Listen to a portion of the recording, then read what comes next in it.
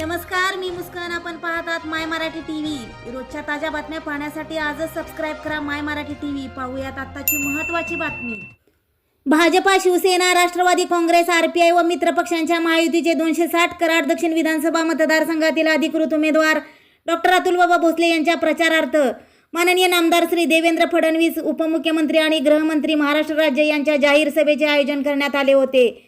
यावेळी बोलताना डॉक्टर अतुलबाबा भोसले यांनी माजी मुख्यमंत्री व विद्यमान आमदार पृथ्वीराज चव्हाण यांच्यावर कडाडून टीका केली.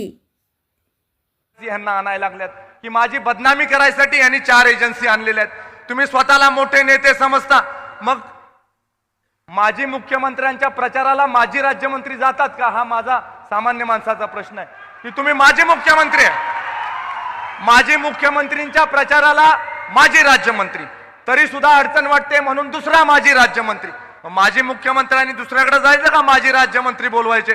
हा प्रश्न माझ्यासारख्या सामान्य व्यक्तीला आपल्याला इथं कार्यक्रमाच्या निमित्तानं विचारायचा आहे.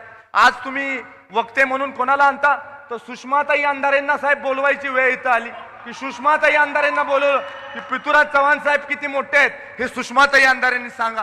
म्हणजे बघा काय पातळीवर तुम्ही राजकारण